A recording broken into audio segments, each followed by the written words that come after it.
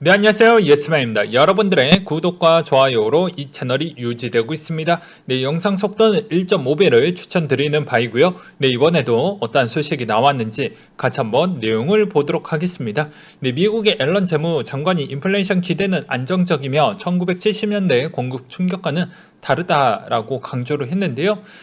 장기적인 문제로 변화됨에 따라 정책이 입안자들이 신뢰를 상실했으나 현재는 그런 사례에 입증하는 증거가 없다라고 언급을 하기도 했었고요. 또한 글로벌 최저 법인세율이 15%대에서도 현재 미국 최저 법인세율이 현재 10.5%에서 글로벌 기준까지 인상을 해야 된다라는 발언을 하기도 했었는데요. 아무래도 조만간에 세율 부분에 따른 그 여유율이 생각보다 좀 부족하기 때문에 그런 것 같습니다. 그 이유는 앞으로 고령화 추이 또한 미국도 상당히 빠르게 진행이 되어가고 있기 때문에 사회적인 비용이 엄청나게 좀 많이 들어가겠죠. 그거에 따른 어느 정도 부채를 좀 더 여유 있게 좀 가져가기 위한 추가적인 세수 확보가 좀 필요하다라고 생각이 들었기 때문에 그런 측면과 더불어 또 다른 측면은 해당에 있는 뭐 부가적인 그런 복지 부분과 또 약간의 지원 정책도 좀 펼쳐야 되기 때문에 그만큼 좀 고민이 많은 것 같다라는 측면도 생각이 들기도 했습니다. 그 다음으로 9월 무역 적자 예상치가 하회하며 전월 대비 증가했다라고 하는데요. 미 상무부에 따르면 상품 수지 적자가 89억 달러에 증가를 했고 서비스 수지 흑자는 8억 달러를 증가했다라고 설명을 했으며 9월 수출은 전월 대비 감소했다라고 합니다. 주간 실업수당 청구 건수도 예상치를 하회하며 전주 대비 감소했다라고 하네요. 그리고 유럽의 영란은행이 11월 통화정책위원회에서 기준금리 동결 및 자산 매입 프로그램 규모를 유지할 것이다 라고 밝혔는데요. BOE는 창선 7, 반대 2, 기준금리 를 기존의 0.1%로 동결을 했으며 자산 매입 프로그램의 규모의 경우 참석 6, 반대 3으로 1.2조 달러 규모를 유지하기로 결정을 내렸다고 합니다. BOE에 따르면 경제가 예상대로 성장할 경우 몇 달 이내 금리 인상을 할 수 있다고 약간의 예파적인 성향을 보여주기도 했었고요. BOE는 이번 회의에서 영국의 21년 성장률 전망치를 하향 조정했으며 22년 성장률 추이를 또한 하향 조정을 했다고 합니다. 6에서 5% 정도 1% 낮췄다고 합니다. 달러 부분을 한번 보도록 하겠는데요. 94.35를 기록을 했다고 하는데요. BOE와 일본 BOJ 비둘기파적인 정체적 스탠스를 유지함으로써 파운드, 엔화가 약세를 시현한 점이 달러와 상승 요인을 좀 작용을 해 주었다라는 것과 금 가격 추이는 온스당 1793달러 선에 마감을 보여 주었다고 합니다. 11월 미 FMC 회의 결과가 예상치에 부합된 가운데 달러화의 소폭 강세 반전에도 불구하고 미국 채 금리가 큰 폭으로 하락한 점이 금 상승의 상승 요인으로 작용을 했다라는 점과 유가는 배럴당 78.8달러의 마감을 보여주었다고 합니다. 하루 40만 배럴의 원유를 증산하기로 한 기존의 합의를 재확인을 했음에도 불구하고 차익 실현의 목적의 매물 출회 등의 영향으로 배럴당 80달러 선을 깨졌다라는 게 상당히 의미가 있다라고 볼 수가 있게 되겠습니다.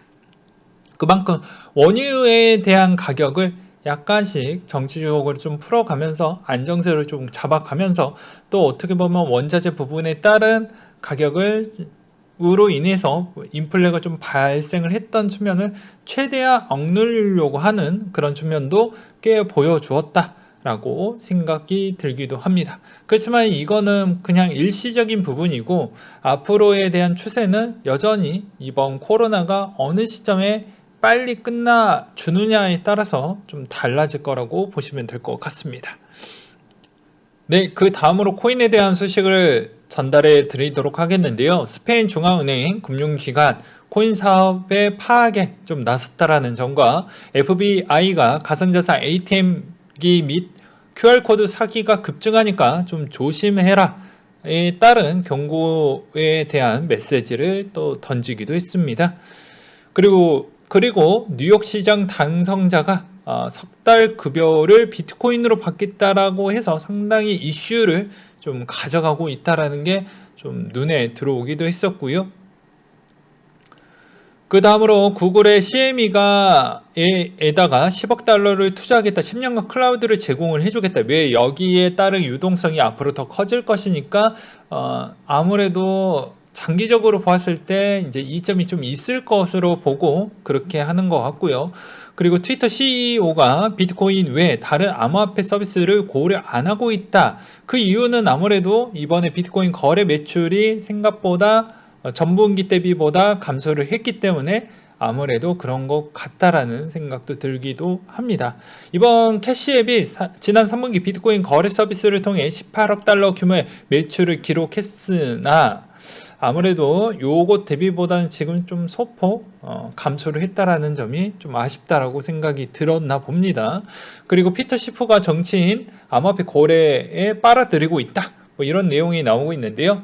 유로퍼시픽 캐피탈 회장이 뉴욕 마이애미 시장은 급여를 비트코인으로 받길 원한다. 하지만 비트코인의 교환 수단이 아니다. 정치인들은 캠페인 기부금으로 암호화폐를 받고 암호화폐 기업을 유치하기 위해 암호화폐 고래들을 빨아들이고 있다라고 이야기를 꺼내기도 했습니다.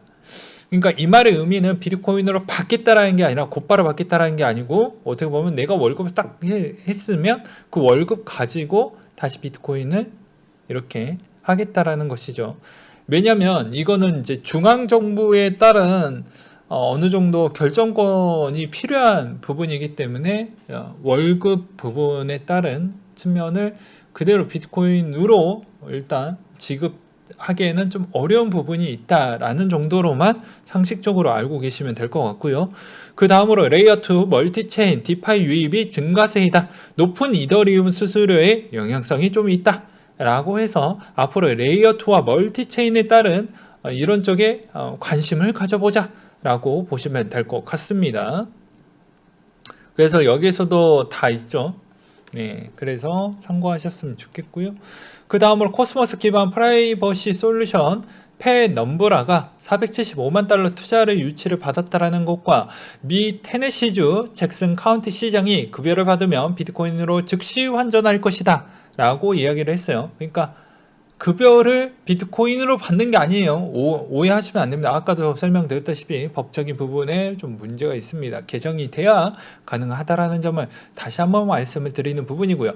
암호화폐 투자 대박 조기 은퇴자가 60%는 중산층에서 나왔다라는 내용이 나왔는데요. 설문조사 업체 시빅 사이언스에서 2021년도 10월 1일부터 11월 1일까지 해서 18세 이상 응답자 6,741명의 설문조사를 생각보다 크게 함으로써 표본의 오차 비는 생각보다 좀 더 적다라고 보시면 됩니다. 일단 내용을 보시게 되면 연소득 3천만 원 미만은 27%, 3차에서 6천만 원은 37%, 6천만 원에서 9천만 원은 15%, 9천만 원에서 1억 8천은 13%, 1억 8천 이상은 8%로 나타나져 있다라고 되어져 있습니다. 역시 돈을 많이 버네요. 역시 미국은 고소득자들이 꽤 많습니다. 그래서 이것을 또 보면서 여러분들이 또 느껴야 되는 건 무엇일까요? 우리가 투자하는 부분에 대해서 여러 가지 의심도 있고 또 고민도 있고 그리고 정말 내가 이 시장에 있어서 이렇게 바람직한 투자인 것인가 자꾸 헷갈리시는 분들이 있는데 어떤 커뮤니티에서 어떤 회사에 다녔었던 분이 그런 글을 남겨주셨는데요. 그 글을 보고 저는 좀 많은 걸 또 생각이 들기도 했습니다. 어떤 생각이 들었냐? 과연 이런 코인의 투자 부분에 있어서 약간 의구심이 든다라고 또 그런 글을 남기셨는데요. 저는 그거에 따른 답변은 따로 달지 않았지만 구독자 여러분들도 그거에 따른 이 마음이 안정성이 좀 들지 못할 것 같아서 제가 그거에 따른 반론을 설명을 좀 드리도록 하겠습니다. 그 반론은 간단해요. 너무 어렵게 생각하실 필요성이 없습니다. 여러분들은 학자가 될 생각이 없고, 그리고 그걸로 인해서 논문이나 어떤 걸 증명하거나 그런 입장이 아니기 때문에 오로지 돈을 벌기 위해서 접근을 했기 때문에, 그리고 이게 불법적인 부분이 또 아니죠. 그래서 정당한 상태에서 돈을 벌기 위한 수단으로 지금 활용을 하고 있는 실정입니다. 그렇기 때문에 이게 결코 문제가 된다라고 볼 수는 없겠죠. 그래서 너무 어렵게 이게 뭐 실체가 있냐 없냐 이렇게 보는 것보다 차라리 우리는 돈을 버는데 주 목적을 두고 더 맞춰가지고 그냥 돈을 버시는 게 맞을 것 같습니다. 왜 그러냐면 그렇게 따지면 모든 자산군해에 따른 약간의 모순이 발생을 합니다. 공통적인 부분에 있어서요. 예, 그러하기 때문에 이거를 예, 어떻게 또 보는 시야와 또 시각에 따라서도 좀 달라질 수는 있지만, 예, 웬만하면 그렇게 복잡하게 생각하지는 마셔라. 그리고 좀 더 논리적으로 본다고 하면 이미 선물의 ETF 시장 자체가 너무 커졌고, 커지고 나서 또 여러 가지에 있는 상품군들이 대거 많이 각 나라마다 ETF가 다 통과가 됐습니다. 그럼 규모로도 이미 상식 외로 유동성이 워낙 커져 버렸기 때문에 이게 실체가 있던 없던 간에 사람들이 많이 사용을 하고 그만큼 투자를 한다라고 보시면 되겠죠. 그래서 이게 없어진다라는 논리로 보는 건 바람직하지 않다라고 보시면 됩니다. 더 쉽게 이야기를 하면 이 돌이 이거 돈이 됩니다. 예, 라고 이렇게 마케팅을 거쳐가지고 홍보를 한 다음에 마케팅을 거쳐서 이렇게 되면 이게 엄청난 드라마틱한 돌이 되는 것은 아마 아실 거예요. 운석이 뚝 떨어졌어요. 근데 갑자기 이게 이 지구에서 없었던 뭐 물질이야. 뭐 그렇다라고 칩시다. 그럼 갑자기 여기서 홍보 마케팅 거쳐갖고 나오면 그렇게 되는 거예요. 그냥 대다수가. 그런 거랑 비슷한 거예요. 사람이 생명을 주는 거랑 비슷한 거예요. 어떠한 의도와 목적성을 두고 그렇게 하면 그게 어떻게 보면은 자산의 생명을 주는 거랑 비슷하거든요.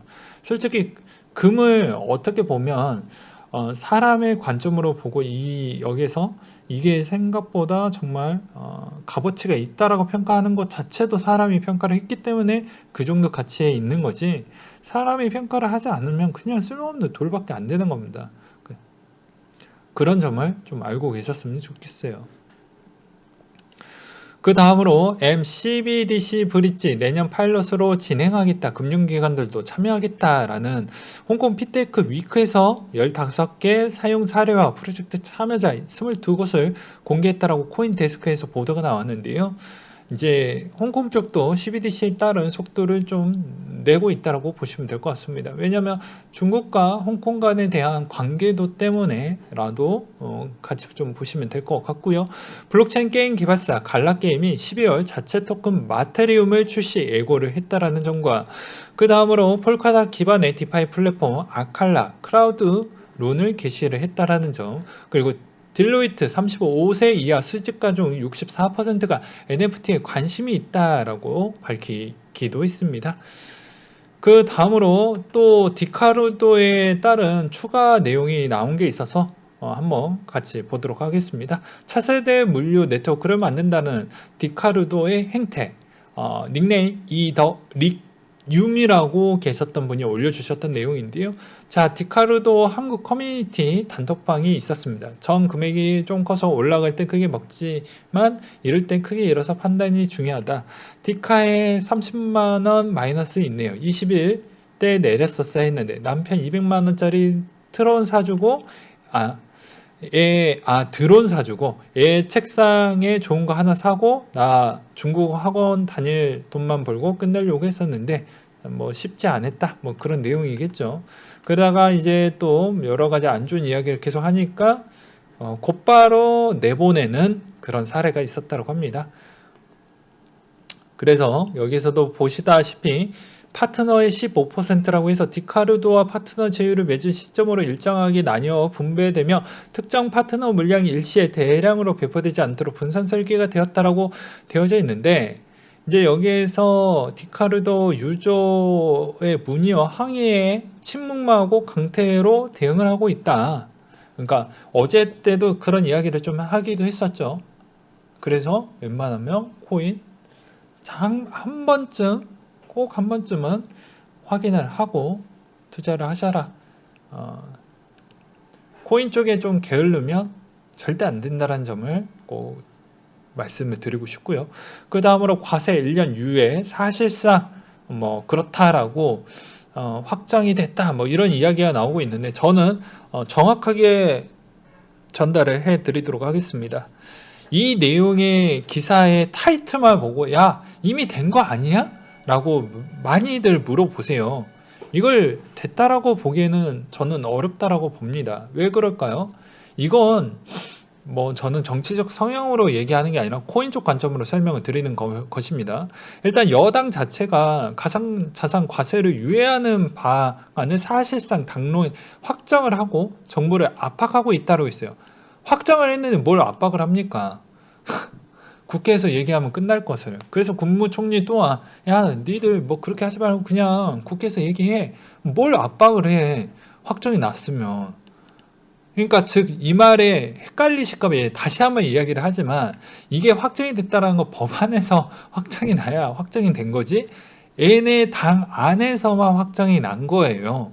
그렇기 때문에 통과됐으니까 크게 신경 쓰지 말아야 되겠다 이렇게 또 생각하시는 분들이 있을까 봐 다시 한번 정리를 해드리는 것입니다. 네. 그래서도 이제 밑에서도 이해하셨던 분의 댓글 딱 올라와져 있죠. 예, 당론의 확정은 필요가 없다. 유예된 것도 아닌데 공약으로 내놓은 거 보면 좀 아이러니하지 않냐. 그러니까 약간 장난질 겁나게 치는 거죠. 제가 저번에도 이야기를 했듯이 검토는 필요가 없어요. 우리한테. 매번 이야기를 하지만 이런 세금에 따른 주요 정책 부분은 확실하게 통과되는 거 보고 그 뒤에 잘했어요 라고 칭찬해 주는 게 늦지가 않습니다. 애초에 이렇게 말도 안 되는 보면 유예된 거래 라고 갈 수도 있겠죠. 물론 이제 어떻게 보느냐에 따라서 좀 달라질 수 있지만 이번 여당이 좌석이 많기 때문에 사실상 확정이라는 표현도 틀렸다라고 보기에는 좀 어려울 수는 있겠지만 결국에는 실제로 그게 통과가 돼야지만 믿을 수가 있다라는 건 그 전에 부동산 처리를 보게 되면 그게 할 것처럼 하면서 몇 개를 좀 빼먹고 하는 게 좀 눈에 많이 보이기도 했었거든요. 그런 배신감을 전 받고 싶지가 않기 때문에 한 번 더 조심하고 두드려 보면서 하는 것 나쁘지 않기 때문에 이야기를 드리는 부분이고요. 그리고 또 매번 이야기를 했지만 기재부 부분에 있어서 아직도 난색을 표하고 있습니다. 여기서도 기재부가 정치권 주장을 전혀 이해할 수 없다라는 입장이다. 야, 나는 무조건 과세를 거둘 거야. 라고 이야기를 했죠. 과세 시점에 미룰 명분이 없다. 그리고 내년 1월 과세 시행 예고된데 준비가 차질없이 진행되고 있다라는 이유에 대해서다. 라고 이야기를 하고 있죠. 그리고 여기서 팩트는 올해 에 있었을 때 그거를 확정을 안 해주고 내년 대선안에 넘어가면 절대 개정이 안 됩니다. 왜냐면 기재부가 1월 1일부터 시행을 때려버리면 개정이 나온다고 해도 그렇게 드라마틱하게 개정이 될 수가 없어요. 그러니까 그 전에 해야 가능하다라고 제가 매번 이야기를 드렸고 기재부 입장도 저는 이해가 되는 게 저번에 이걸 보여드렸죠. 시나리오별 중기 재정 전망 10대, 20대분은 제 구독자층이 가장 얇은 층에 있는데 그래도 이걸 한번 보시라고 설명을 드리는 부분입니다. 자, 한번 보십시오. 2025년도 이후부터 어떻게 돼? 현상 유지만 해도 2200조. 그냥 지출, 아껴 쓰자 2016조. 그리고 겁나게 세금을 걷어가지고 하면 어떻게 될까요? 물론 이제 이것도 소득이 있는 곳에 세금이 있는 건데 고소득자한테 더 많이 걷고 그리고 중산층한테까지도 좀 전염이 많이 되겠죠. 왜냐 고소득자한테 더 많이 물면 이제 네 진짜 더럽고 추잡해서 이민을 갈 확률이 매우 높아지면 그 부담률은 어디로 갈 것 같습니까? 그냥 상위 1%가 한 명이라도 빠져나가면 그 부담률 추이는 중산층이 거의 다 감내해야 되는데 중산층의 삶의 질이 많이 떨어지겠죠. 그러면 하위계층과 중산층의 차이에 대한 갭이 어느 정도 차가 있어야 내가 좀 보람도 느끼고 내 삶의 질도 느끼고 그러할 텐데 그렇게 많은 차이가 안 나면 그렇게 열심히 일을 하지 않겠죠.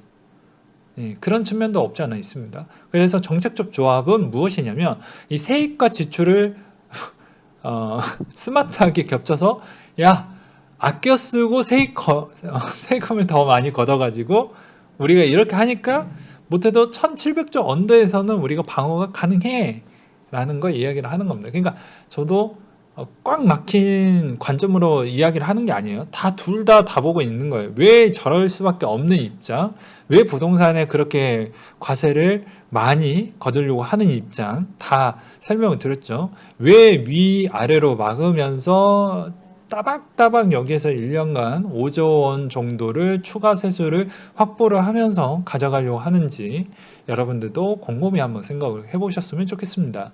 그 다음으로 오미세고가 보바토콘 FTX 상장이 확정이 됐다라는 내용이 나온 게 있었고요.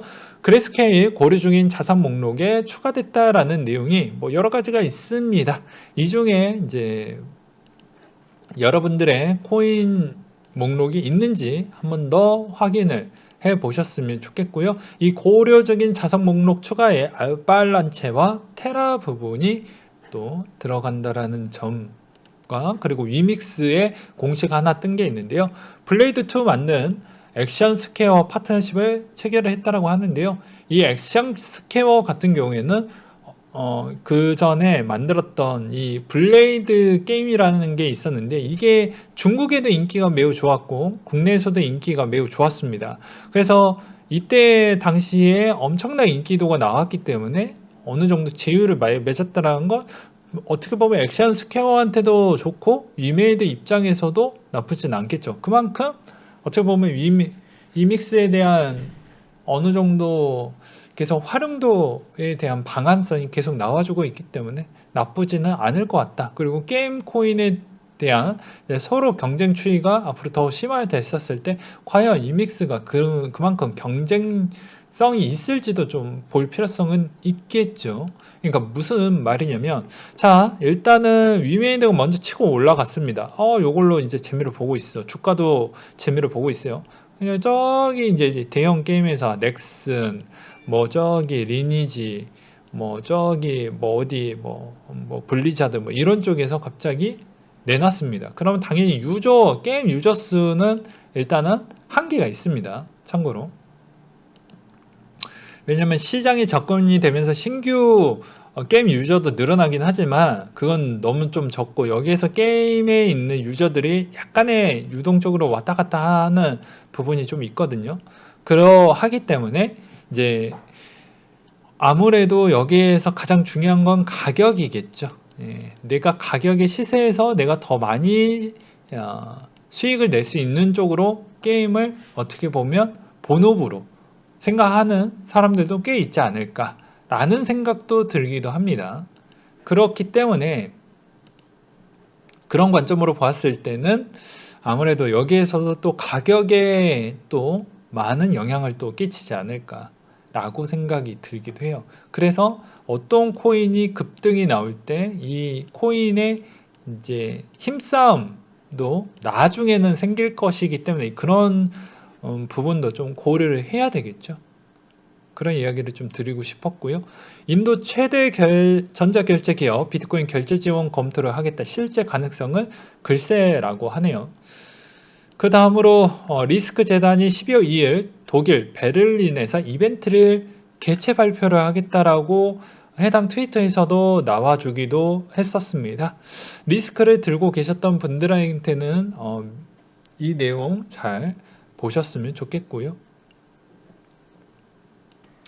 마지막으로 시장의 추이를 보게 되면 좀 횡보를 많이 보여주고 있는 실정인데 거래량도 엄청 많이 줄었습니다.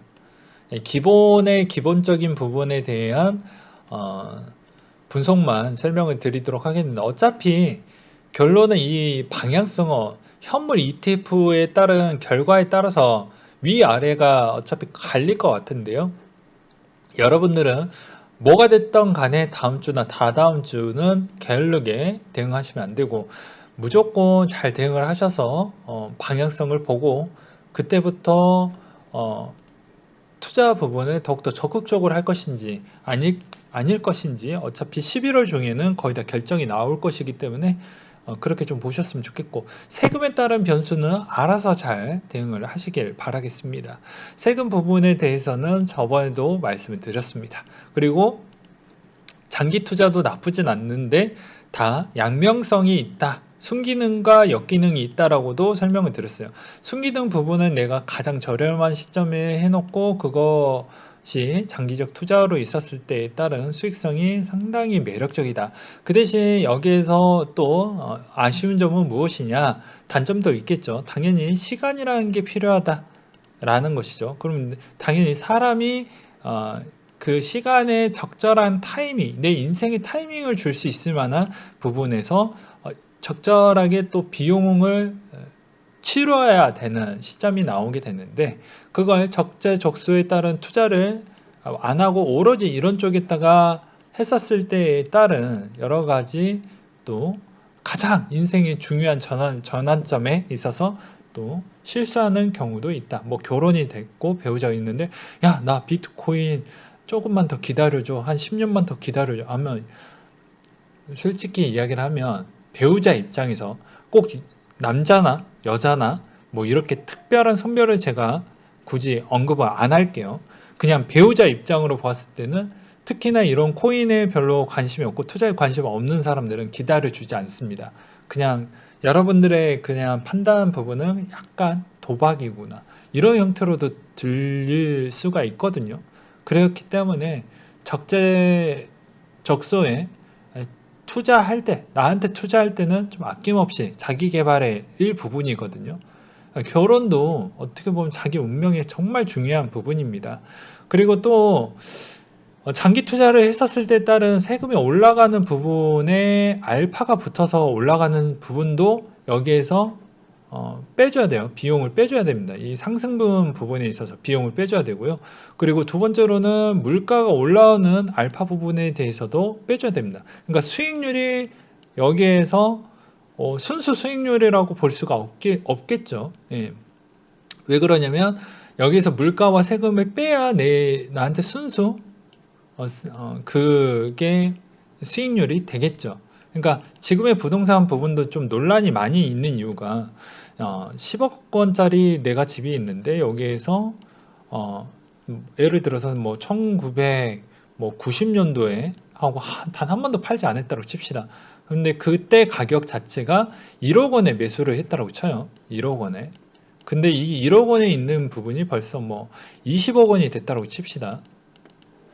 요거 지우고. 그러면 여기에서 19억 원에 따른 에서 뭐 대략 한 80% 정도 환수에 나가면 나는 이 물가 부분은 어떻게 해야 될까요? 물가를 고려 안 하고 그냥 세금으로 거의 다 환수를 하겠다라는 건데 바람직하지 않죠. 그러니까 미국 같은 경우에는 뭐 이렇다라고 합니다. 그냥 상식으로 알려드리는 거예요. 그 세금을 일단은 뒤로 미뤄준다라고 하더라고요. 그리고 어떻게 하냐면 나중에 걷겠다라고 해서 어떻게 하냐면 기존에 내가 10억 원짜리 만약에 집을 만약에 이사를 하고 싶다. 그럼 이사의 목적성이 있죠. 이사에 한해서만 해당이 있는 이사를 하고 나서 똑같은 10억 원짜리로 이사를 가니까 그거에 따른 세금 유예를 좀 해준다고 합니다. 네. 그래서 너 죽을 때 세금 적용을 시켜줄게. 그러니까 이게 제가 보기에는 좀 바람직한 것 같아요. 왜냐면 내가 차익 실현을 냈다고 해도 집을 또 다른 곳에다가 구매를 해야 되는데 시세가 같아. 이것도 좀 아이러니하지 않나요? 조금. 그리고 뭐 내가 매입했던 매입 대비 부분에 있었을 때도 솔직히 물가 대비는 좀 빼주고 계산을 해줘야 되는데 그런 것도 반영이 안 된다는 건 좀 웃기죠. 네. 그래서 그런 거를 좀 고려하면서 어, 투자에 임하셨으면 좋겠습니다. 무조건 장기가 좋기도 하지만 간단하게 이야기를 하면 정리를 해서 인생의 전환점에 있었을 때 소비할 땐 좀 소비하자.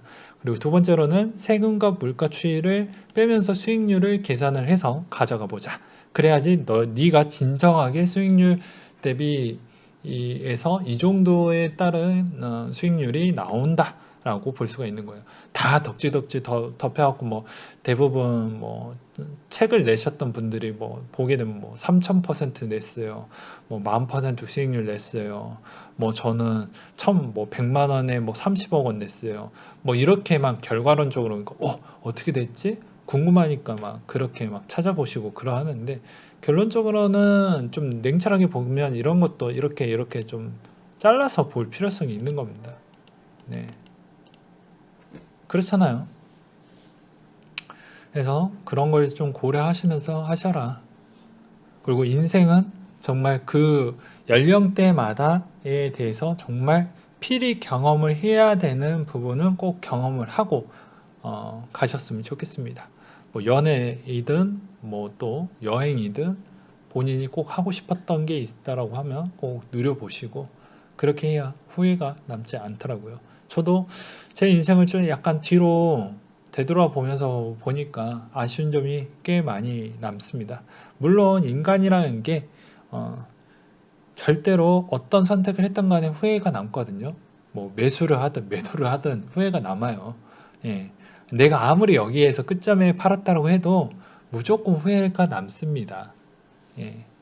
그러하기 때문에 그런 자체를 내가 내 마음을 다스릴 줄 알아야 되고 항상 투자자 입장에서는 항상 급하면 안 되고 내가 어떤 관점으로 왜 사는지 다시 한번 생각을 해보고 매수를 하고 왜 팔려고 하는지 매도 타이밍 때도 그게 정말로 맞는지 다시 한번 되새긴 다음에 매도를 하고 그런 형태가 가장 건강합니다.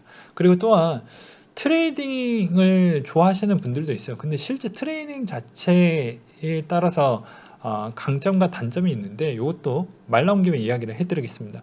트레이닝은 시간 대비 말 그대로 일반 직장인들하고 거의 비슷한 만큼 그냥 어떻게 보면 똑같은 일하는 근로 조건에서 좀 더 프리랜서에 거의 가까운데 일하는 시급하고 거의 비슷해요. 근데 시급의 농도가 더 높은 것 뿐이죠.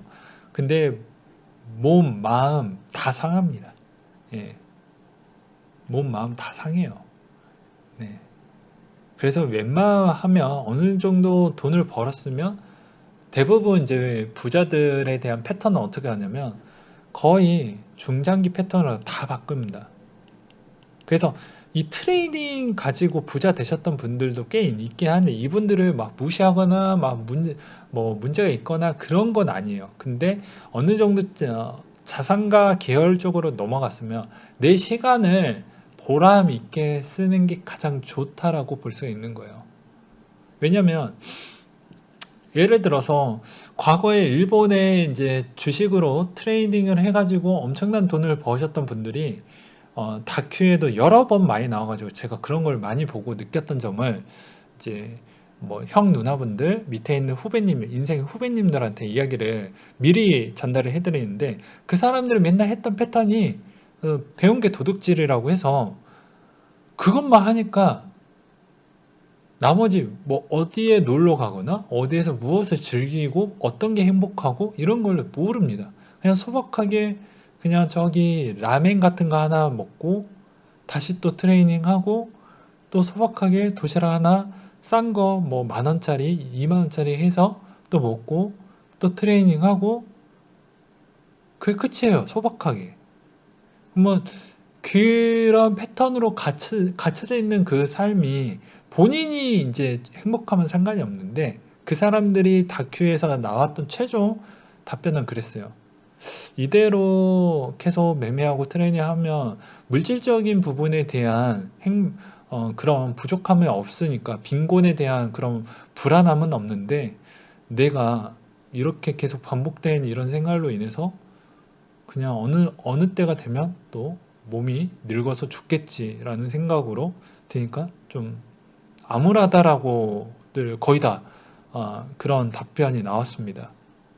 예, 거의 10명 중에 8명이 그런 답변을 했거든요.